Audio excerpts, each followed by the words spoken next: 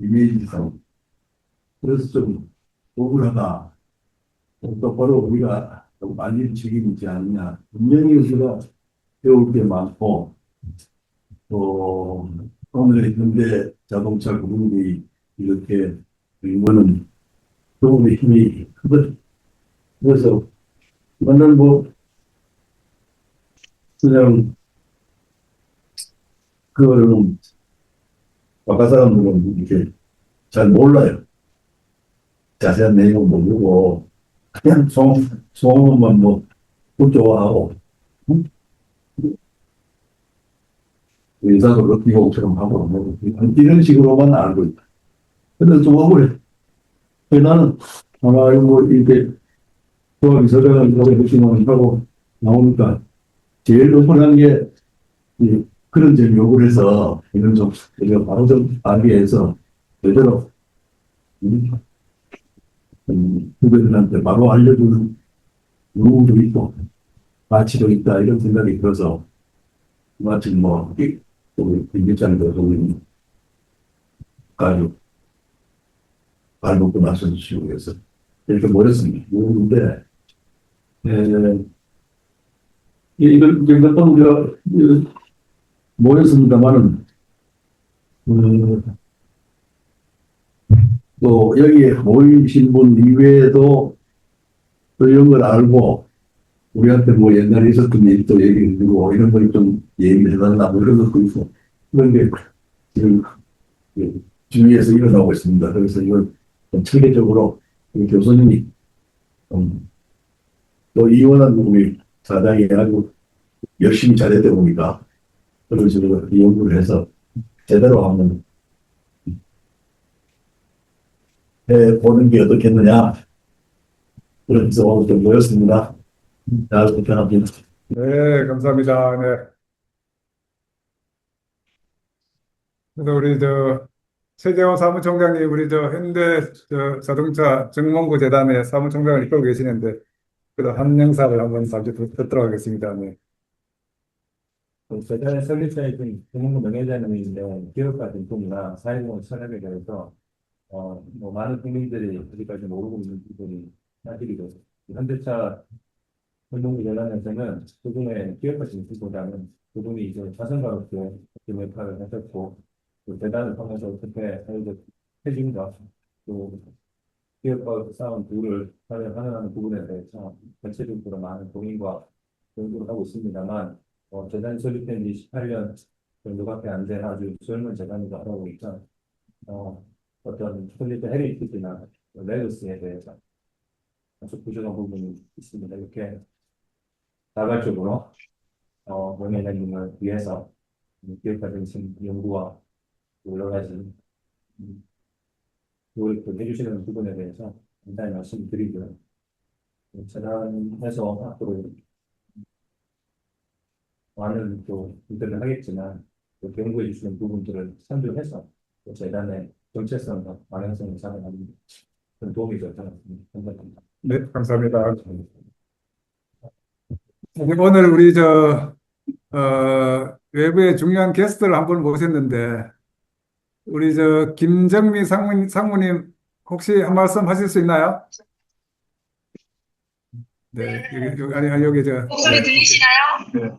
네, 혹시 목소리 잠시 들리시나요? 인사말 한 말씀 해주시고 나중에 한번 제가 모실까 하는데, 네, 한 말씀. 네, 저는 지금 인도네시아 바탐에서 골프 치다가 오랜만에 들어와서 지금 줌 강의 듣고 있어요. 이렇게 하게 돼서 영광입니다. 네, 종종 뵙는 기회가 있었으면 네, 좋겠습니다. 다음에 상무에 오시면 한번 모시도록 감사합니다. 하겠습니다. 감사합니다. 네, 네, 네, 감사합니다. 네, 감사합니다.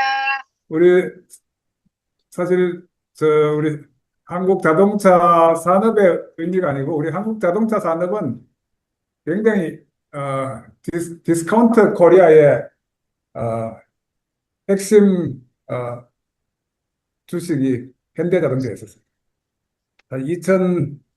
2024년도 현대자동차 퍼라는 게 주가 수익 비율이 그 당시에 3위였고요.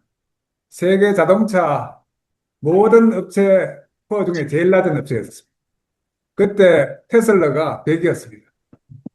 말하자면 현대자동차는 3년 수익이 주가라면 가치주라면은 우리 테슬라는 100년 벌어야 될 이익을 이제 주식 가격으로 만들었던 거죠. 근데 지금 현재 테슬라의 퍼가 얼마인 줄 아십니까? PER이 300입니다. 300.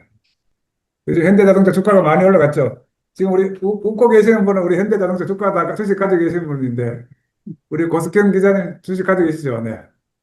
조금 한 주 가지고 있어요. 네. 주가 수익률이 한 300% 되죠. 그죠? 예. 지금 현대자동차 주가가 엄청 올라갔는데 지금 퍼가 한 10 정도로 올라갔습니다. 그래서 앞으로 이렇게 현대자동차의 가치를 올리는 그게 중요한 것이 아니고 지금 우리 한국을 디스카운트 코리아를 프리미엄 코리아로 만들어줄 수 있는 굉장히 의미 있는 어, 시작이 됐고요. 그것을 우리 보스턴 다이나믹스에서 시작을 했고 그게 우리 현대자동차의 가치를 자동차 회사에서 로봇 회사로 준 것인데 그, 그 대한민국을 흔들게 만들었던 기자가 우리 중앙일보의 고스켄 기자님 나와 계십니다. 잠시 한 말씀, 네, 기사를 쓴 배경이라든지 기사 내용을 간단히 좀 소개해 주시면 좋겠습니다. 제가 2022년에 현대차를 출입하다가 다른 부서에 갔다가 다시 올해부터 현대차에 출입하게 됐는데요. 가장 눈에 띄는 게 CES에서 발표한 그 휴머노이드 로봇 아틀라스더라고요. 근데 사실 테슬라도 이전부터 아틀라스와 비슷한 로봇을 만들었었는데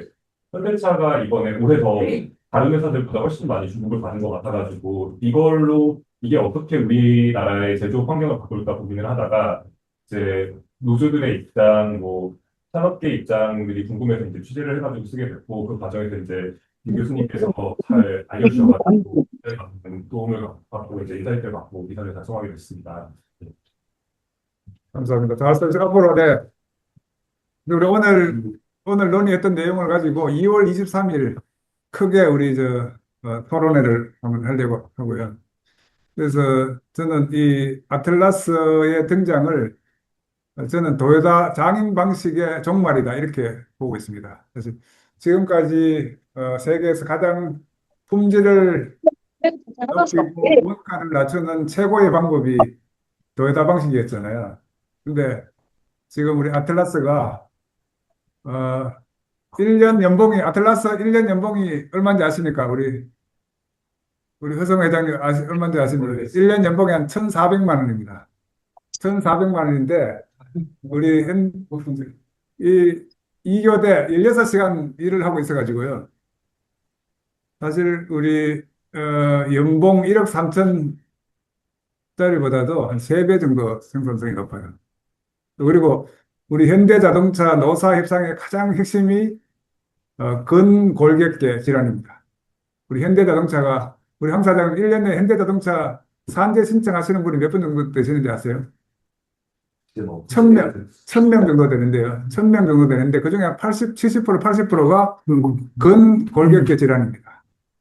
그래서 늘 그거 해결해 달라고 하는 게 우리 노사협상이었는데 이제는 아틀라스가 등장하면 이제 근골격계 문제가 없어져요. 네. 근데 이 아틀라스가 지금 현재 원가가 한 2억 정도 하거든요. 2억 정도 하는데 현대 생각하면 원가가 한 5만 불 정도로 떨어져요. 근데 이제 지금 이 아틀라스하고 경쟁하는 로봇 이름이 뭔지 아세요? 옵티머스죠. 옵티머스 이 일론 머스크의 테슬라는 옵티머스인데 이 옵티머스가 무슨 뜻이냐면 옵티머스는 더 베스트라는 뜻이에요. 근데 아틀라스는 무슨 뜻이냐면 지구를 들고 있는 거인 이름, 신 이름이 아틀라스거든요. 아틀라스가 도입이 됐을 때 가장 큰 피해자가 누구냐 하면 독일 자동차하고 일본 자동차입니다. 그래서 사실 우리가 지금까지는 사람이 실수하지 않도록 늘 가르치고 카이젠하고 모노쭈꾸리 하라고 했던 그 방식이 이제 아틀라스가 도입이 되면은 이제 이런 문제가 제대로 해결되는 거죠. 근데 우리 유발 할라리의 사피엔스에서 농업 혁명은 신의 축복입니까? 신의 저주입니까? 그렇죠. 유발 할라리의 농업혁명은 인간 신이 만든 최대의 실수다. 그렇게 얘기해요. 예. 가장 큰 실수, the biggest fraud 이렇게 표현하고 있어요. 그 이야기는 인간이 농업혁명이 시작되면서부터 자유가 없어지고요. 생산성, 지금 몸에 뭐 심고 이렇게 해야 되기 때문에 노동의 흑입사가 농업혁명이 된 거예요. 그래서 이 문명의 역사는 이 노동의 문제를 어떻게 풀어가야 되느냐 하는 그런 역사거든요. 그래서 우리가 한 번에 인간 재탄생이 있었습니다. 그게 르네상스인데, 그죠? 그 르네상스가, 신중심에서 인간 중심으로 바뀐 게 르네상스예요.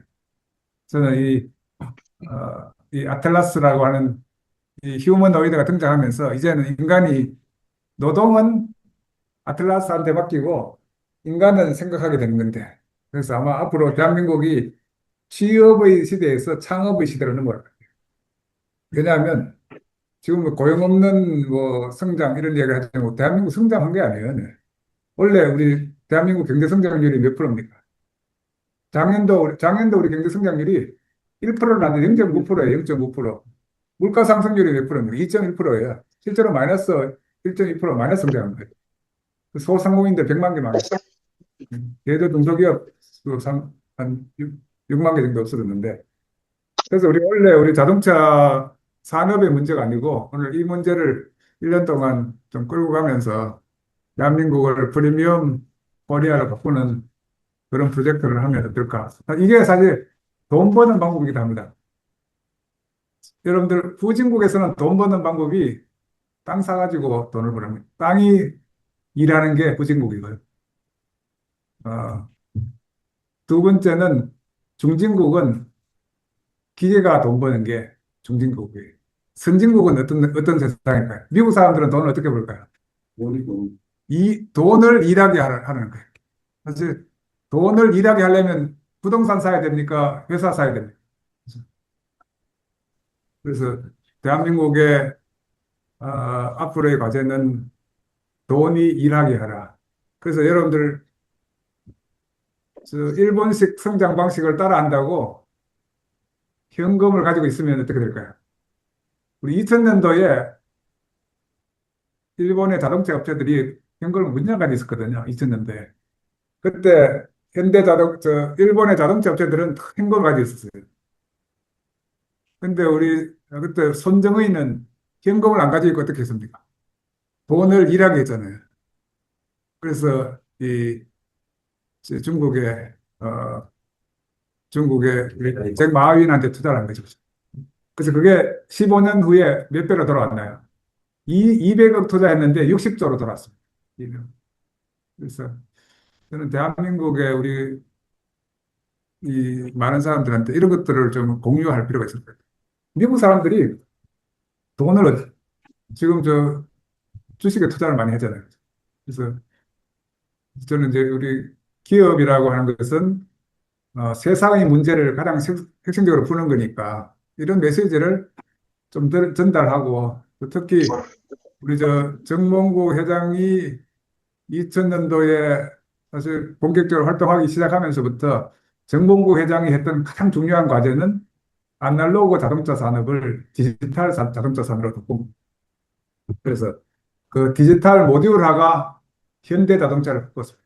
이때 가장 반대가 많았지만 그래서 그것을 주도하셨던 분이 박정희 대장이고 그래서 박정희 대장의 주도하에서 우리 대한민국이 한번 바꿨고 3년 만에 도요타를 따라잡습니다. 2003년도에 현대자동차 IQS가 도요타를 따라잡으면서 어떻게 일본식이 아닌 사실 일본은 그 당시에 모노 쭈꾸리 한다 그랬거든요. 모노 쭈꾸리의 핵심은 모듈화를 안 하는 거예요. 그걸 쓰리 아워스 이렇게 얘기해요. 그렇게 해서 우리 황 사장님도 우리 현대자동차에 계셨기 때문에 그 당시에 우리 모비스 주가가 3천원 했었습니다. 3천원 주가에. 그게 30만 원입니다. 그래서 지금 저는 우리 AI 시대가 오면서 현대자동차가 업그레이드 하는 것이 아니고 피보팅을. 그래서 이런 의미가 있지 않을까 해서 한번 전부 다 한 말씀 듣고 원래 구상을 한번 하도록 하겠습니다. 우선 이혼한 회장님부터 네, 한 말씀씩 들어보도록 하겠습니다. 그 원래 정몽구 기업가 정신연구회라는 이야기가 나왔을 때 제가 이제 그쪽을 깊이 들여다보니까 이게 사실은 정주영 회장님 선대로부터 내려오는 그 정신의 상당한 부분이 있겠습니다도 정신이 있겠습니다. 이런 거였기 때문에 저는 그 K기업가 정신이라는 것 자체가 어떻게 보면 사람 중심의 경영이라는 핵심 내거라는데 그 정신부터 같이 연결해서 우리가 스터디하지 않으면 안 된다라고 저는 생각해요. 정주영 회장 선대 때는 사실 무에서 유를 창조하는 좀 그런 그 정신, 기업가 정신이 있었기 때문에 그것이 결국 사업 보복을 해서 나라에 기여한다는 그런 측면, 사회적 책임, 창조적 의지 이런 것들이 굉장히 강조가 됐는데 정몽구 회장님도 결국은 그 상당 부분은 그 선대 회장님의 정신을 좀 이어받았다고 생각하고 또 그 휘하에서 자란 자손이기 때문에 그 정신이 그대로 되어 있는 부분이 굉장히 많이 있었죠. 근데 그게 제가 볼 때는 이제 글로벌 경영이란 큰 틀에서 5대 자동차에서 진입하는 어떤 계기를 정몽구 회장님이 만드셨고 그 이후에 이제 정의선 회장님 3대로 내려오면서 미래지향적인 이런 그 사회 기업 구조로 바뀌었다고 저는 생각합니다. 그래서 조직을 혁신하고 또 브랜드를 또 혁신하고 미래 선도기술을 어떻게 도입하고 이런 것들이 다 연결돼서 조금 전에 말씀하시는 그런 그 기업 가치의 증진 이런 것들이 굉장히 빠른 속도로 진행해 왔다고 생각을 하기 때문에 오늘 저는 이 모임에서 이제 이런 것들을 조금 체계적으로 같이 스터디를 할 필요가 있다는 생각이 들어서 작년 8월에 이제 제가 3대 기업가 정신에 대한 요약하기 있어서 같이 프린트를 해가와서 함께 공유를 했으면 하는 생각이고 그다음에 이제 정몽구 기업가 정신연구로 늘어가면 원래 처음 출발할 때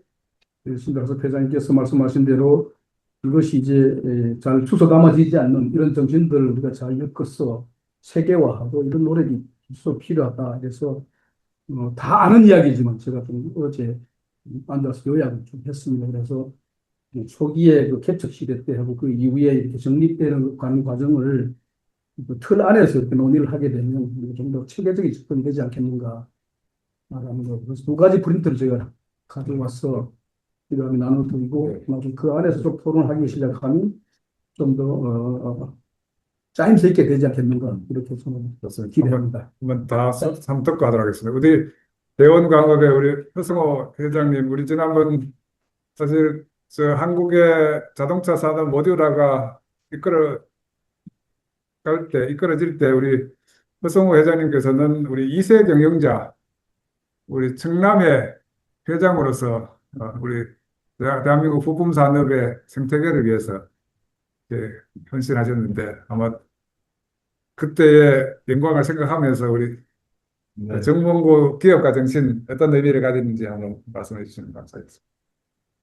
사실 이 창업의 영역이라 경영을 하는 데 있어가지고 여러 수송의 영역이라는 걸 받다고 생각하거든요. 그 창업을 하려면은 그 창업에 걸맞는 정말 대단한 도전과 모험과 또 정말 생각지도 못하는 그런 과정을 거치는 분들이 많은데 그것을 1세대의 정정 용역이 해주셨죠. 무에서 기후를 창조해 주셨습니다. 정몽구 회장님은 저는 자동차 부품업계에 있었지만 자동차 산업 발전에 굉장히 큰 역할을 하셨다고 저는 생각합니다. 그건 뭐냐면은 모든 사회나 모든 무슨 조직의 어떤 발전 과정에는 다 생략될 수 없는 과정들이 있는데 그 생략될 수 없는 과정을 굉장히 그 좋은 리더 정몽구 회장은 이미 어떤 그런 정책을 가지고서 단축시킨 거죠. 마치 우리 박정희 대통령 시절에 이 산업이 굉장히 고도화가 됐죠. 그것의 가장 본보기는 품질 경영이라고 봅니다.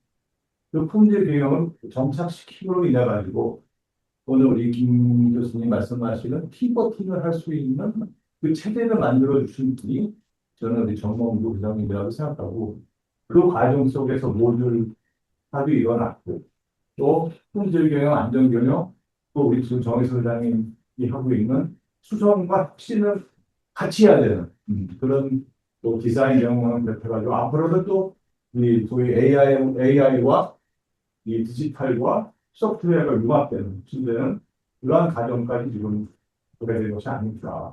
그래서 우리 정몽구 회장님은 특히 품질 경영 면에서 정말 뚝심 있게 남들이 할 수 없는 그 뚝심을 가지고 그것을 만들어 주신 분이 우리 정몽구 회장님이 아니실까 보고요.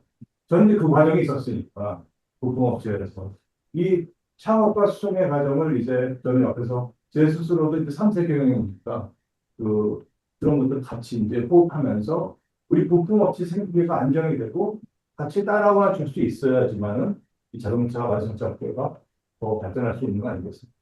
그래서 그런 과정 속에서 창업한 우리 부품업체의 그 창업가 기업가 분들 그리고 그 2세들하고 같이 이런 정몽 회장님의 어떤 품질 경영을 정말 원팀이 돼가지고 지금까지 해온 것이 아닙니다. 그리고 앞으로 우리 정의선 회장님께서 그 바탕 속에서 정말 challenge for impossible missions 저는 그렇게 보고 싶어요. 피버팅이라는 게 지금 완전히 리인더스트리얼라이제이션을 해야 돼요. 그러한 지금 일이 있기 때문에 그런 부분에서 우리 정의선 회장님들도 잘 지금 하고 있지 않을까 생각합니다. 아까 얘기한 로보틱스, AI, 또 어떤 SDB가 되는데, 또 어떤 자율주의, 기타 등등을 잘 어떻게 우리만의 굉장히 크리에이티브할 수 있어야 되고, 또 우리만의 어떤 혁신적인 도구를 가지고 만들어 나갈 수 있느냐 하는 것이 아마 그의 어떤 미래를 생각해서라도 하나의 어떤 전환점이 되지 않을까 그렇게 생각하고 있습니다. 그런 의미에서 우리 정몽구 부장님은 그 기반을 만들어 주신 이 생각될 수 없는 이 기반이 없었으면 힘들게 기반이 없었으면 지금의 우리 미래를 갈 수 없는 그런 저는 굉장히 중요한 역할을 주신 분이 우리 정몽구 부장님이시다 생각하고 있습니다. 감사합니다. 네. 사실 우리 기업가는 꿈을 현실로 만드는데 도전하는 사람이잖아요. 우리 소설책 중에 세계에서 가장 많이 팔린 소설책이 뭔지 아세요? 돈키호테 책인데, 돈키호테 책이 한 5억 부 정도 팔렸어요. 돈키호테 그게 임파서블 드림, 그런 거 꿈을 꿀고 제가 있어요. 오늘 그걸 또 생각을 못 해봤는데 고려대학교 배영관을 간 정몽구 회장님 말씀이 거기 써 있는데 그 말씀이 지금 상당히 함축적으로 정부에 그 굉장한 그 비전과 철학이 있는데 그걸 한번 우리 사무총장님이 뭐 찾아봐 주시기 좋겠습니다. 고려대학교 가니까 고려대 경영대학에 네, 그게 경영대학 딱 지금 들어가니까 정몽 회장의 회장님 공부대. 말씀 딱 써져 계시죠. 사실 우리 정의선 회장께서 우리 2019년도 폭탄 선언을 하는 게 자동차 회사를 로봇 회사로 바꾸겠다 이렇게 했을 때 그 반발이 굉장히 많았거든요.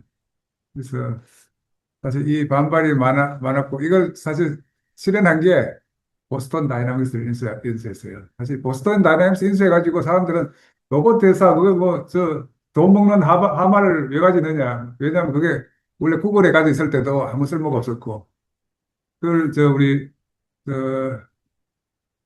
소프트뱅크에도 가지고 있었거든요. 그래서 아무 쓸모가 없었는데 사실 보스턴 다이나믹스 들어오고 나서 우리 고스켄 기자님 싱가포르 현대차 가보셨습니까? 아, 예. 스마트폰을 혁신자. 그래서 사실 싱가포르 현대차 공장 이름이 현대모터스 그룹 HMG 이노베이션 센터 싱가포르예요. 사실 거기는 말하자면 자동차 만드는 게 아니에요. 사실 한 3만 대 만들지만 실험하는 거예요. 여기서 개발한 공정을 다 지금 우리 한국으로 못 가져오잖아요. 우리 노사 문제 때문에. 그걸 다 어디로 가져갔느냐 하면 미국 공장으로 가져갔어요. 그래서 지금 미국 공장의 자동차 공장 생산성이 한국보다 딱 2배 높습니다.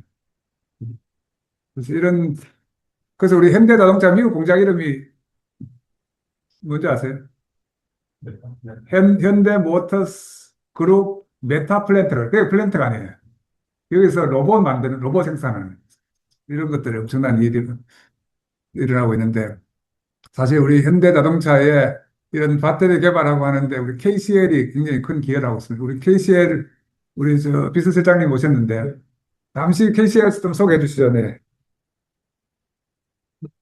우선 처음 알게 됐는데, 이 기관은 일반 공산품에서 현재 시중에 나와 있는 그런 제품을 만들어서 시장에 마케팅을 할 때 시험을 해주고 검증하고 인증을 산자부 밑에 기표원 기술표준은 밑에 있는 기관이 매출이 3천억 정도 됩니다. 사실. 올해는 3천 박사급 연구원 인력이 연구원이 한 1,500명 정도 돼요. 전체 인력은 2,600명 정도 되고 석박사비 보상 되고 있습니다. 그래서 그 비영리 기관이면서 이런 인증하고 시험을 서비스에 들어오는 서비스가 좀 있습니다. 어느 이제 재단과 관련해서 저희 연구원이 할 수 있는 역할을 보면 지금 이제 아틀라스가 이제 새로운 공정에 이제 혁신처럼 들어올 텐데 아마 이제 새로운 공장에서 표준들이 필요할 것 같아요. 지금 기존에 있는 공장 시스템은 ISO 9001, 그다음에 환경 인증 같은 경우는 14,000, 그다음에 환경보건, 안전보건 4,500 이런 인증들이 있는데 기존 공장 시스템들이 잘 돌아가기 위한 인증 프로그램. 근데 이제 아마 현대가 이 로봇 아틀라스로 공정을 더 바꾼다 그러면 어떤 표준들이 필요하냐 그러면 사람이 들어갈 부분, 그다음에 로봇이 해야 되는 공정의 로봇이 어떻게 들어가서 기여하는 부분들이 모든 전 세계가 공통으로 적용할 수 있는 표준들이 만들어져야 됩니다. 그런 것들을 저희 이제 기관이나 글로벌 시험 기관들이 만드는 거죠. 근데 되게 중요한 게 이런 아틀라스가 공장의 어떤 프로세스를 바꾸는데 굉장히 중요한 역할을 할 수 있거든요. 인간과 로봇과의 경계선을 구분해 줄 수 있는 게 표준이거든요. 그게 우리가 잘 알고 있는 아이소 표준인데, 주얼이나 뭐 4만 5천이나. 그럼 현대가 지금 이런 아틀라스 공정을 가장 먼저 도입을 하려면 이런 제도적인 시스템을 가장 꼭 먼저 적용을 해야 되고, 그 제도를 국제적으로 다 통합할 수 있도록 표준을 선도하는 것도 굉장히 중요합니다. 그게 잡히지 않으면 인간과 로봇이 경계선이 무너지기 때문에 어떤 공장 시스템도 돌아가지 않을 것을 생각합니다. 그래서 저희 기관들이 저희를 비롯해서 이제 글로벌 시험 기관들이 그런 역할을 하기 때문에 저희 기관도 또 여기 재단의 직접적인 어떤 큰 컨트리뷰션 하지 못할 수도 있지만 작은 부분에서 그런 시스템 경영이나 시스템 안전 뭐 이런 부분들에 인발에서 도움을 줄 수 있지 않을까 그런 생각 한번 해보고 있습니다. 그래서 미리나와 뭐 오늘 순서를 계기로 해서 지금도 뭐 현대자동차하고 저희 현대모비스가 배터리 관련된 그 개발부터 실전까지 원스톱하고 계속 평가하고 마케팅 시장에 나갈 때까지 저희가 인증 프로그램을 지원해 주고 엄청난 작업을 같이 하고 있습니다. 저희한테는 현대가 가장 중요한 고객사이기도 합니다. 현재 그래서 저희가 배터리로 이제 북미 기사나 패널 기사, 유럽과 미국 그리고 나가는 배터리를 직접 평가해주기 위해서 저희가 핀란드 지사하고 북미 지사에서 나가서 이제 지원을 하고 있고 그래서 이제 그거는 시험 쪽에서 제가 이제 금방 말씀을 드렸지만 아까 말씀드렸던 아틀라스가 공정에 투입됐을 때 인간과 기계로 구분해 줄 수 있는 어떤 경계선이 있어야 되는데 그 부분이 가장 먼저 좀 먼저 초도적으로 마련돼야지만이 아마 아틀라스가 공정에 들어가는 데 있어서 노조나 그다음에 시스템 쪽으로 저는 문제가 없을 것 같습니다. 그런 부분들도 나중에 저희가 기여할 수 있습니다. 진발해 주셨으면 좋겠습니다. 정몽구 회장님이 그 한국표준협회 회장 출신이셨어요. 맞습니다. 네, 아이소 회장 네. 네. 그런 부분에서 되게 중요한 부분이라고. 그래서 표준협회 회장을 하셨고 이번에 우리 현대모비스 사장이 ISO 지금 회장을 지금 그 국제 표준을 했고요. 그래서 사실 이 표준이라고 하는 게 세상에 문제를 가장 쉽게 풀어가는 첫 번째 방법인데. 참고로 저희들끼리에서 세계에서는 그 표준을 선도하는 국가가 그 식으로 선도하는 거거든요. 그래서 대부분 유럽이나 미국에서는 자기들이 만든 제품을 가지고 그 제품이 스탠다드가 되기 위해서 표준을 먼저 만듭니다. 우리나라는 그 표준을 못 따라가는데 만약에 이제 아틀라스가 모든 국내뿐만 아니라 전 세계 공정 시스템을 장악하려면 아까 말씀드렸던 아틀라스가 가지는 표준 공정을 만들어서 표준을 만든다는 이걸 뿌리면 현대가 생각한 대로 공장이 만들어집니다. 그래서 어떻게 보면 우리나라 표준이 되게 익한데 이 아틀라스 부분을 공격적으로 나가려면 약간 시스템을 현대만의 시스템을 가져가서 이거를 글로벌로 적용시키면 이 전 세계의 어떤 그 제조, 기계에 대한 제조 플랫폼을 우리나라가 다 자부지할 수 있는 부분이 있을 수 있기 때문에 굉장히 중요한 역할, 그러니까 아까 말씀드렸던 단순하게 공장에 적용한 게 중요한 게 아니고 이게 모든 국가가 같이 적용할 수 있는 스탠다드를 제공하는 게 굉장히 중요하고 그런 부분에서 소비의 배달 방식이랑 맞습니다. VHA 방식이 있는데 사실 품질이나 뭐 말씀에 대해서는 배달 방식이 저렇지만 VHS 방식한테 크게 맞습니다. 맞습니다. 맞습니다. 지금 자동차 장사할 거야, 로봇 장사할 거야. 그것도 문제되니까. 네, 그 아주 재밌는 토론거리거든요. 사실 우리 현대자동차가 이 로봇 한다고 이야기를 하고 나서부터 현대자동차 주주 분포가 달라지고 있습니다. 지금 현대자동차 외국인 투자 지분이 지금 최고로 높아졌고요. 옛날에 30대 중반에 지금 40대 올라왔고요. 그래서 지금까지 현대자동차 주가를 배당받아 먹는 가치주로 평가를 받다가요. 드디어 이제 테슬라처럼 성장주로 지금 평가받으면서 펀드가 막 몰리기 시작했고요. 그래서 이런 걸 잘 하려면 이렇게 기사가 되지 않으면 다 무효인데, 우리 오랜만에 우리 중앙일보의 고석현 기자님 나오셨으니까, 고석현 기자님 말씀을 그래도 여기 녹화용으로 한번 제가, 네. 그 현대차가 이번에 아틀라스를 CES 공개하면서 굉장히 가치 평가를 다시 바뀌는 게 좀 신기하기도 하고 그간 제가 한 2년, 3년 정도 총 합치면 3년 정도 현대차를 담당해왔는데 3년 동안 봤던 현대차의 모습 중에 가장 혁신적으로 바뀌는 모습이 보이는 것 같아가지고 좀 신기하고 좀 재미있기도 합니다. 그리고 좀 걱정되는 거는 지금 뭐 노조가 이미 좀 뭐 반대를 하고 나섰지만 이게 어떻게 좀 안착할지가 좀 중요한 것 같고요. 실제로 이제 제조 현장에 투입해서 안전하게 또 차를 만드는 것도 되게 중요한 포인트이잖아요. 그래서 그것도 조금 앞으로 더 논의가 필요하지 않을까 하는 생각이 듭니다. 그래서 이럴수록 이 공론화가 굉장히 필요한 게, 우리 이런 혁신이 일어나면 러다이트 운동처럼 기계를 부수고 이런 것들도 할 수도 있고요. 또는 영국처럼 붉은 깃발법 해가지고 자동차 만들어 놓고 나니까 시속 2마일 이상 달리면 안 되고 앞에 깃발 들고 있는 사람 따라가면 안 되고, 그렇게 한 30년 동안 영국이 붉은 깃발 밑에서 있었거든요. 그래 그 결과가 어떻게 됐을까요? 영국 자동차 산업이 망했습니다. 그 대신에 독일 자동차 산업과 프랑스 자동차 산업이 그 대신에 혁신의 성과를 다 가져가는 거죠. 그래서 지금 우리가 이런 공론화를 통해서 우리 이 혁신이 지속될 수 있도록, 이걸 우리가 락인 효과라 그러거든요. 우리 한번 이렇게 이런 쪽으로 가고 나면 뒤돌아가기 어렵습니다. 다만 이제 빨리 갈 수 있도록 해줘야 되는데, 이런 것들을 우리 자동차 산업의 역사, 우리 고문수 전무님인데 이제 고문수 회장님 하게 됐어요. 네, 네. 고문수 회장님, 네, 한 말씀 부탁합니다. 네. 네, 못 반갑습니다. 뭐 여기 계시는 분들은 아시겠지만은 현대 자동차가 1969년 12월에 설립이 돼서 그 다음 해에 포드 자동차 영국 공장으로부터 포티나, 그리고 그 이후에 포드 20의 부품을 SKD 상태를 지금 모듈로 얘기하면 되겠죠. 엔진 아셈블리, 디퍼렌셜 아셈블리 이런 식으로 SKD 형태로 들어와서 조립을 해서 현대 자동차가 판매를 시작했습니다. 그때 현대 자동차가 시간이 흘러가면서 계속 이렇게 우리가 외국의 모델을 들어와서 계속 조립해서 팔고, 또 새로운 뉴모델이 들어오면 또 새로 국산해가지고 이렇게 팔아야 될 것이냐 하는 그런 기로에 있을 때 현대 자동차가 이 고유적인 한국형 고유 모델을 만들어 보자 해서 만든 것이 여러분이 잘 아시는 포니반이라는 모델을 독자 개발을 해서 제가 알기로 1976년 2월부터 판매를 시작해서 그 이후에 그 포니반이라는 모델이 10년 동안 최고의 판매 실적을 가지고 있습니다. 현대자동차가 마냥 그렇게 좋은 길만 걸어갔던 것도 아니고 76년도에 포문이 많이 나와서 여러분 잘 아시는 79년도 하반기에 제2차 에너지 파동이 일어나면서 기름값이 급격히 올라가니까 국내 경기뿐만 아니라 자동차 산업도 굉장히 어려움을 겪게 되었습니다.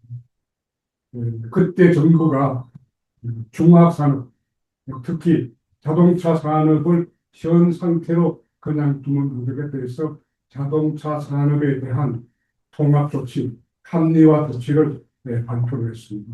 또 잘 아시겠습니다만 신진 자동차가 1971년도인가요? 미국의 GM과 합작을 해서 GM 코리아로 출발해서 시골에 1700 같은 차를 생산했는데 신진 자동차가 부도가 남으로써 그 지분이 산업은행으로 가서 산업은행 50, GM 자동차 50으로 해서 설립된 자동차에서 세한 자동차였습니다.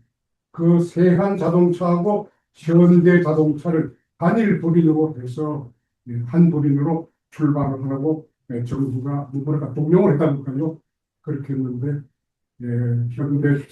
현대그룹의 정종 회장께서 만약에 GM과 합작을 했을 때 고유 모델을 앞으로 계속적으로 만들 수 있겠느냐, 그리고 이 자동차 산업을 쭉쭉 산업할 수 있겠느냐, 그래서 나는 절대로 같이 못 가고 내 독자적인 길을 가겠다 하고 하는 것이 오늘의 현대자동차의 발전의 기가 된 거 아닌가. 또 덧붙여 말씀드리면 그때 정부 일각에서는 비교 우위론을 내세워서 자동차 산업은 우리나라가 이렇게 조립해서 만들 것이 아니라 그냥 선진국이 아니까 그냥 선진국에서 만들도록 두고 그걸 계속해서 KD 들어와서 조립하면 될 거 아니냐, 이런 비교 우위론도 있었지만 그거를 현대그룹의 정조조정이 과감하게 정부하고 얘기를 해서 독자적인 기업을 온 것이 오늘 현대 자동차의 모태가 된다는 생각을 하고요. 또 하나는 제가 우리 신달석 회장님께서 조금 전에 말씀을 주셨습니다만 우리 신달석 회장님께서 자동차 부품산업 협동조합의 이사장님으로 20년간 재임하시면서 제가 20년 동안 모셨습니다. 그 사이에 시간 틈틈이 정몽국 회장님의 기업가 정신을 가끔 듣기도 했고, 우리 이번한 회장께서 정몽국 회장님의 품질 경영, 현장 경영 등 여러 가지 이렇게 아이디어를 제시해주고 제가 봤는데, 그 중에 앞으로 딱 얘기하겠습니다만은 우리 1차 협력업체 또는 한 2차까지 포함해서 정몽국 회장님이 현장을 방문해 주시면서 격려해 주시고 또 부품 기업이 잘못되면 바로 현대자동차 품질하고 연관될 수 있다 해서 우리 부품 기업의 여러 가지 기술 지원, 자금 지원을 안 해준 걸로 저는 기억하고 있습니다. 앞으로 정몽국 회장님의 여러 가지 기업가 정책에 대해서 많이 토론해 주시고 또 그것이 대회에 많이 이어졌으면 감사합니다. 사실 우리가 만약 정몽구 회장께서 기업가가 아니고 관리자였다면 저는 현대자동차 망했을 거다 이렇게 생각하고 있습니다. 그래서 우리 2000년도에 우리 현대자동차가 미국에 진출할 때, 그리고 우리 텐텐이라고 하는 10년 10만 마일 이런 거 할 때만 하더라도 야, 이런 꿈을 안 꿨다면 다 망했을 텐데, 그죠? 사실 이런 것들이 기록되고 우리 이게 큰 레거시를 우리 미래의 자산으로 만들어가는 게 좀 필요하고, 우리 고스켄 기자님 나중에 쓸 때마다 그런 거 좀 만들어 주시면, 사실 역사라는 것은 이 역사 흘러가는 거잖아요, 그죠? 오늘 처음 오신 분 너무 숙제 많이 주셔. 이거 제가 좀 같지 마시고. 가장 기대 줍니다. 사실 저는 우리 자동차 산업의 여러 기자들 중에서 제가 가장 기대하시는 제가 분, 작년 걔랑 관계 있을 때 같이 인사 나눈 적도 있어요. 가장 기대 저는 네. 가장 기대해 줍니다. 왜냐하면 그 관점이 저처럼 마이크로하거든요. 네. 근데 오늘 저 황윤호 사장님 처음 오셨는데, 우리 황윤호 사장님 뭐, 우리 현대차 경력도 좀 이야기해 주시고, 네. 한 말씀 부탁드립니다. 네. 회장 봐요. 네. 그래서 많은 높은 얼마 며칠 전에 이완한 사장님한테 이제 전화를 처음 받고 이런 위원회가 있다는 걸 이제 처음으로 알았습니다. 제가 무엇을 해야 되는지 이렇게 굉장히 궁금하고 했는데 오늘 와서 이렇게 신다스 회장님을 비롯한 여러분들이 고충 말씀해 주신 걸 보니까 나도 여기서 뭔가 기여할 수 있는 부분이 좀 있겠다라는 생각이 많이 듭니다. 제가 83년도에 현대 전공으로 입사를 했거든요. 그게 저에게는 저희 인생에 있어서 큰 행운이었다라고 생각합니다. 그때는 못 느꼈지만 전문가들은 이미 못 느꼈어요. 그리고 나서 제가 은퇴를 22년도에 했는데 그때의 저의 모습 그리고 우리 현대차그룹의 모습을 보면 야, 내가 자동차 그룹이 커지고 이렇게 발전을 하면서 나의 모습도 그대로 같이 올라온 거 아니냐라는 생각이 들고 그 중심에는 정무 회장님이 있었다라는 생각이 들더라고요. 그래서 내가 이런 모임에 비록 지금은 은퇴를 했지만 그 조금이라도 이렇게 기여를 할 수 있으면 그건 제가 정무 회장님한테 은혜를 갚을 수 있는 그런 계기도 될 수 있겠다라는 생각도 많이 했고요. 저는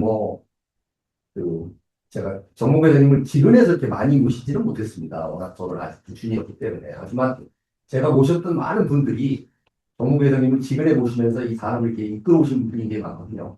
박정희 회장님을 비롯해서 이정배 부회장, 서울대 부회장님, 정숙수 사장님, 이홍주 회장님 등등 그 정무 회장님을 기근에서 모셨던 분들을 제가 지금도 계속 모시면서 이렇게 같이 대화도 하고 하기 때문에 제가 그런 분들로부터 정무 회장님이 어떤 기업가 정신을 그리고 실제로 그분들이 경험하셨던 것들을 좀 모아서 이 위원회 쪽에 제가 좀 발표도 하고 알려드리면서 기여를 할 수 있지 않을까라는 생각을 좀 하게 됐습니다. 그래서 이런 모임에 초대해 주셔서 대단히 감사하고 제가 앞으로 더 기여를 할 수 있도록 열심히 한번 노력을 해보겠습니다. 감사합니다. 감사합니다. 사실 이제 우리 마지막에 제가 이제 발표하려고 하는 게, 그래서 우리 원래는 이 레거시를 헤리티지로 만드는 책을 하나 발간하려고 합니다. 그래서 우리 학회에서 우리 후원해서 이 책을 한번 만들어 보신 분이 우리 디지털로 책을 만들어 보신 분이 고문수 전무님이시기 때문에 고문수 전무님과 이원환 회장님을 오늘 사실 책 발간 준비위원장으로 만들고 저 지원을 우리 학회에서 할 수 있도록 하려고 하는데 오늘 어떻게 생각하시는지도 생각하면서 마지막 우리 최재호 사무총장님 또 한 말씀만 우리 정몽구 회장님에 대한 이야기를 한번 좀 해주세요. 정몽구 회장님이 록펠러가 좀 됐으면 좋겠다 이런 생각이에요. 카네기가 됐으면 좋겠다 이런 생각이에요. 사실 기업은 시작은 도전이지만 끝은 나눔이거든요. 요즘 우리 최재호 사무총장님 굉장히 그런 걸 열심히 하고 계시고 특히 해외 인재 지원을 열심히 하고 있는데 그게 너무 이렇게 숨어 있어서 공론화가 안 되고 있는 것 같아요. 어떻게 여러분들 우리 정몽구 재단에서 인도네시아의 아주 최고 인재를 1년에 20명씩 뽑아가지고 서울대 연고대에서 공부할 수 있도록 하는 거거든요. 아무도 모르잖아요.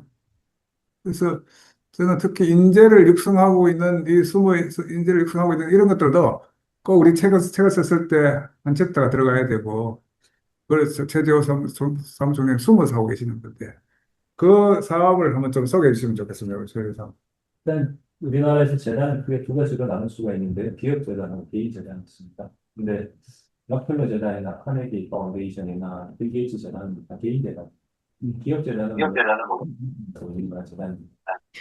따라서 기업이 어디 보시면 재단에 지원이 좀 줄어들 가능성이 있고 개인 재단은 뭐냐면 록펠러가 스탠다드 오일의 개인을 가지고 재단한 거 아닌 게 아니고 록펠러 개인 정도가 있기 때문에 기업하고 관계가 없고 개인이 큰 돈을 이렇게 기부를 했기 때문에 그 자산을 가지고 운영을 해서 운영 수익을 가지고 운영을 하는 게 있고 패밀리 파운데이션을 하고 프라이빗 파운데이션을 하는데 현대차 종목으로 재단 국내 기업 재단 중에 유일한 개인 재단입니다. 저희 현대차 그룹으로 지원을 받지 않습니다. 네, 가장 의미가 있는 게 기업가가 기업을 해서 일자리를 창출하고 세금을 내고 엄청난 사회의 기여를 하는데도 불구하고 이 기업가가 제대로 평가받지 못하는 부분들이 없지 않아 있는데 기업가가 많은 부를 쌓아서 이렇게 또 그의 일부를 사회에 환원을 했을 때 재단의 연수도 굉장히 큰 사회적인 실수가 있습니다. 그냥 물론 세금을 낼 수도 있겠지만 빌 게이츠 재단이나 록펠러 재단이 수백 년간 이어져 오는 모습을 보면 그 미국 사회에서 엄청난 역할을 하고 있고 미국의 모든 도서관 대부분 40% 이상은 록펠러 재단, 카네기 재단이 만드는 중입니다. 대부분의 박물관 다 기업이 있는 가정이고 대부분의 대학이 다 기업이 설립을 대학이지 국가가 설립한 게 많지 않습니다. 그러나 우리나라도 이제 그런 기업가가 많은 기업 활동을 통해서 만든 누가 정몽구 재단이 그 테스트베드 만들고 저희가 하나의 모델이 돼가지고 개인 재단으로서 이렇게 많은 노력을 하고 있고 사람을 키우고 인적 자본에 투자하는 게 회장님 어디시기 때문에 저희는 미래인적 자본에 저희는 장학생을 수혜자로 보고 있지 않습니다. 장학생을 수혜자로 보면 돈은 좀 편하지만 그 사람을 자원으로 보면은 계속 키워야 돼요. 저희 전략은 그 미래 인적 자원을 개선해서 만들어내는 거죠. 그거는 한국뿐만 아니라 아세안 국가, 베트남, 인도네시아, 아프리카도 마찬가지로 할 생각입니다. 정몽구 재단이 그리고 국내에서는 가장 선도적인 재단의 계획이 있어서 저희가 사명감을 갖추고 하고 있고 다른 재단들도 저희들을 많이 주목을 하고 있고 지금 글로벌 재단들하고 많은 협력을 준비를 하고 있습니다. 이렇게 선배님들과 또 레전드분들에 함께 인쳐가지고 감사합니다. 네, 또이 좋은 공간을 초대해 주셔서 감사합니다. 장관님, 네. 아까 인도네시아 네, 학생들은 뭐 네. 안다고 그러잖아. 네. 그러고 현대자동차 안 팔리거든. 애들 잘 가르쳐가지고 또 현대 쪽만 해. 그러니까 네. 그래서 이제 네. 일본이 자이카랑 사사카와 재단들이 지난 정말 50년 동안 인도네시아에서 그런 작업을 했습니다. 데리고 와서 그분들이 지금 공무원이 되고 장관이 되고 이런 상황이었어요. 저희가 뭐 그런 것 때문에 하는 건 아니지만 또 뭐 저희가 또 좋은 인재를 많이 만들어내는 자연스럽게 회장님 말씀을 그 자식이 되는 거예요. 자연스럽게 시간이 좀 많이 그렇게 하겠습니다. 감사합니다. 네. 사실 우리가 이 녹화를 하면 굉장히 좋은 게 재미나이한테 딱 넣으면 자기 녹취록이 딱 나와가지고 정리까지 해줍니다. 그래가 나중에 청문회 듣고 이거 이제 정리만 잘하면 그래서 우리 저 정리의 도사 우리 고문수 전무님이 계시고 해서 그래서 잘하나? 예, 우리 고문수 전무님 이원환 회장님 하실 때 이원환 회장님 이걸 앞으로 이제 어떻게 사실 가장 많은 아이디어를 가져오신 분이 우리 이원환 회장님이신데 이걸 어떻게 하면 우리 책자로 두껍지 않더라도 한번 만들어서 연말에는 우리 책 보고에다 하고 아마 특히 MK 연구에서 나온 보고서는 많은 사람들이 읽힐 것 같아요. 네. 글쎄요, 모르겠어요. 제가 그냥 아이디어로 네, 네. 되는 거라서 네. 한 번씩 공유하는 것도 나쁘고. 요거는 지난번에 작년 8월 달에 몇 장씩 석 장씩인데 뭐 안 찍어졌나? 네. 안 찍어졌네. 그래서 이거는 작년에 8월 달에 한 건데 그 3대에 대한 이야기 좀 한번 해봤습니다. 한 20분만 하고 밥 먹으러 가도록 하겠습니다. 네, 그래서 네. 너무 공부를 많이 하면 안 되잖아요. 네, 네. 앞으로 60분? 20분. 네. 아, 20분. 이거 놀래라. 네, 20분.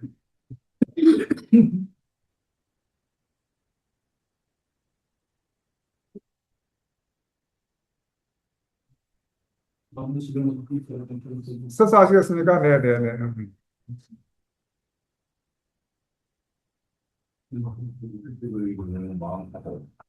감사합니다.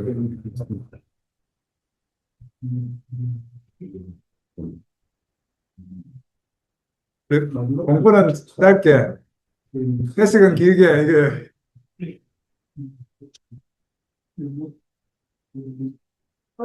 사실 이런 가지고 이제 책만 쓰면 되는 거잖아요. 네. 아니 거기 이제 목사나 이런 걸 한번 네. 검토를 해보면 네. 좋을 것 같습니다. 그래서 하여튼 우리 저 집필위원장님이 두 분이시니까 두 분이 이제 우리는 술가고 될 테니까 나도 책만 나와. 박사님 교수님이 중심으로 했으면 안 되겠다. 왜냐면 예. 그래서 우리 저 회장님 책도 만들어본 적 처음 있는데. 네. 지금 베스트셀러 쓰셨잖아요, 그거는.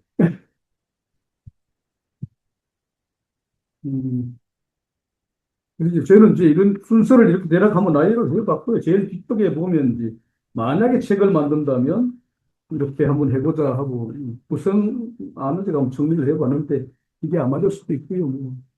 최재호 총장님이 지금 이런 건 판단이 될 것 같고 다음에 근데 이제 이걸 하다 보니까 결국은 정정 회장님 이야기가 빠지기가 어렵더라고요. 다른 거. 네. 이거 이야기하면 정의성 이야기 뗄 수가 없잖아요. 이야기가 네, 때문에. 네. 그래서 3대 이야기가 함께 다뤄지면서 포커스는 정몽구 회장님 지금 포커스 구해야 되는 거 아닌가. 그렇죠. 근데 원래 저는 이렇게 하려고 현대자동차 주가가 올라갈 것인가 말 것인가 이게 네. 오늘 한번 잠시 그게 관심사기 때문에 주가 올라갈까요? 안 내려갈까요? 박 사장님은 누구를 봐야지. 지금 사야 됩니까? 안 사야 됩니까? 황 사장님 지금 주식 사야 됩니까? 안 사야 됩니까? 무조건 사야 돼. 네. 아까 말씀하신 솔직히 말해서 오늘 샀습니다. 퍼가 오늘 현대자동 주식 그렇게 사가 올랐어도 아직 말도 안 되는 퍼를 네. 받고 있습니다. 10이에요, 10. 그리고 앞으로 미래 성장성을 생각을 하면 저는 살려더라고요. 맞아요. 제가 좀 가지고 있다가 네. 하고 그냥 뭐 한 30% 이상 계속 떨어져 있었잖아요. 음. 그래가지고 뭐한 25만 원대 됐을 때 이제 됐다 하고 좀 던지고 그래도 한 200주 남겨놨더니 그게 그래도 최고. 200조 남겨서 한 9천만 원대도 200조 같으면 네. 이게 자꾸 오르면은 그 나중에 승계하고 이럴 때 돈 무지하게 내야 되는 거 아이가? 그래도 무슨 그뭐 상속 문제가 있죠. 그거는 이제 또 다른 문제로 나중에 한번 되는 거죠. 왜냐하면 왜냐하면 그건 이제 뭐 그만큼 내야 될 세금이 들어. 그러니까 근데 삼성도 그것 때문에 고생했지 않습니까? 아니 지금 이제 그런 수준이 아니라 그지 뭐 똘떼기 그게 뭐 세금도 때문에 수준 아니야. 아니 내가 걱정이 아니고 맞아요. 그선이 걱정 그선이 뭐 그것도 있지만 네. 그것도 상당히 재밌는 주제가 될 거예요. 네. 아니 저것은 내놓은 자동차에 저는 뭐 1%가 안 되는 거 아니에요? 아니 그 1%가 이거도 한번 보세요. 전문가장님은 좀 대신 상수 없는 많이 주니까 정유선 회장님도 마치고 많을걸? 아니, 아니. 1%만 이건 나중에 제가 관계사 밥 먹으면서 설명 한번 할게요. 네. 여기서 하지 말고 네. 전문가님 좀 여기서 밥 먹으면서 설명. 굉장히 중요한. 네. 보 기자님 예. 우리 이런 거뭐 농담하고 이러는 거 하면 안 돼요. 저도 너무 재밌게 듣고 있습니다. 네. 예. 굉장히 요즘 어쨌든 해외에서 굉장히 관심이 많아요.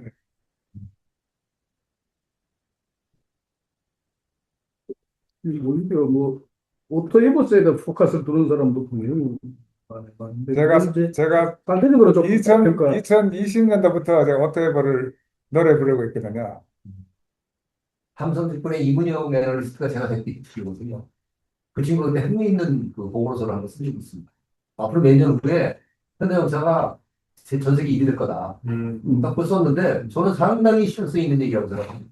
물론 지금은 아직은 돌가지만 조만간 뭐 저희 그 폭스바겐 같은 경우는 조만간 넘었을 것 같거든요. 그리고 저는 미래를 보면 도요타보다는 현대자동차가 훨씬 더 낫다고 생각합니다. 아틀라스는 도요타 방식의 죽음이라니까요. 장인 정신의 죽음이에요.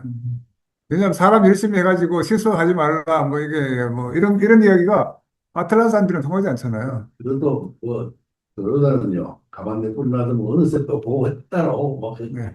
그러잖아요. 근데 우리 한국이 더 좋은 게 한국이 빨리 하잖아요. 예. 한국의 의사결정이 그리고 미래를 저희는 미래 기약 쪽이고 빨리 하면 기업가고 따라하면 관리자입니다. 그죠? 뭐 예. 김기천 교수님 스스로 따라하는 것도 골프 값은 볼것 같아요. 네, 맞아요. 네, 네, 네. 저는 옛날에 모비스, 저 사회 이사 때는 모비스 사면 안 되거든요. 제가 모비스 사회 이사하기 전에 사놓은 게 있었어요. 네. 그 팔면 안 되거든요. 못 팔았어요. 잘해요. 서비스가 올랐는데. 그래서 제 인생에 막 수많은 실패가 있었지만, 그죠. 네. 유일하게 하나. 밥 사도록 하겠습니다. 그래서 어쨌든 원래는 이렇게 좀 희망을 주는 이야기, 이런 걸 한번 해서, 저는 지금 사실 현대차 주가 기업 가치나 보스턴 다이나믹스 기업 가치는 거의 똑같습니다.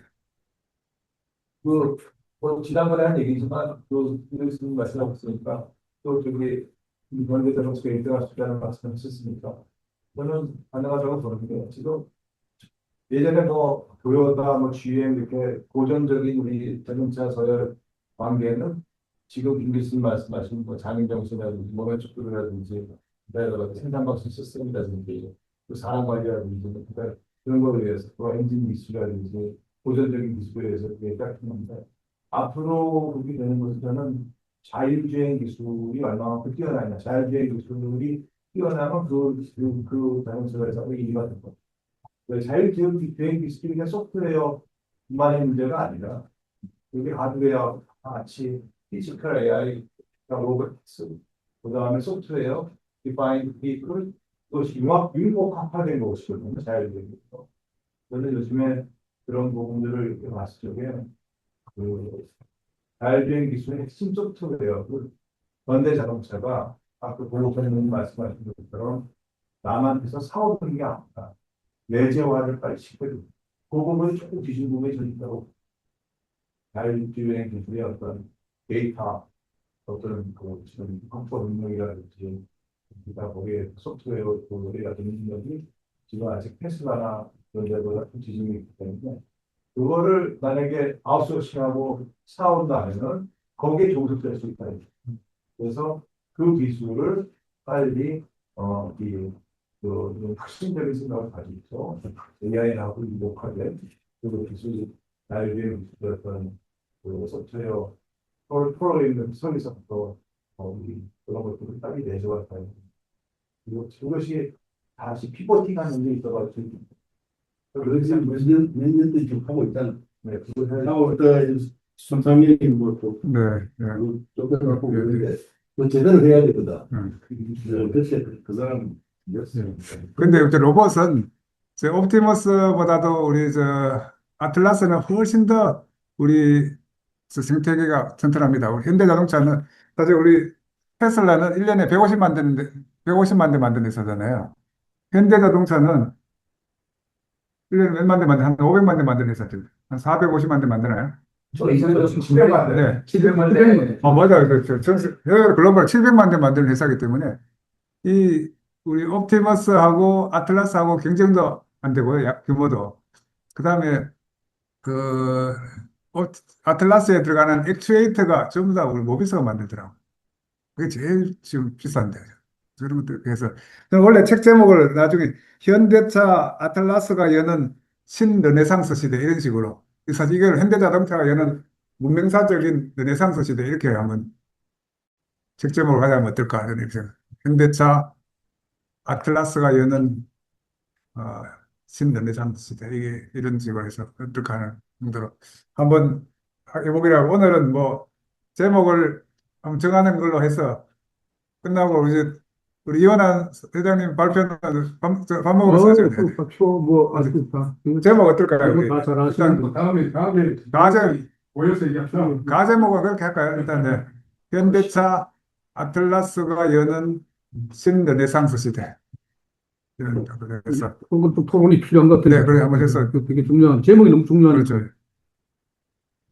자 그러면 제가 오늘 현대자동차 전체 경영 전략 전체를 받았는데 나중에 한번 그래 예. 공유할 필요가 있는 것 같습니다. 생산 대수부터 좋습니다. 시작해서 가장 중점주 한 18페이지인데 내용이 잘 정돈되어 있습니다. 좋습니다. 감사합니다. 우리 이게 이제 지금 공부를 많이 해야 될 때입니다. 그래야지 이 돈도 벌 수 있는 새로운 시대가 왔고 그죠? 근데 이런 모임을 할 때 이게 또 되게 중요한 히스토리라 회장님 중간에 모시고 전체 촬영을 한번 이거 끝나고 나서 사진 촬영하도록 할게요. 네. 자, 그러면 오늘 사진. 연구회는 이렇게 마치도록 하겠습니다. 이거 좀 종료하도록 하겠습니다. 감사합니다.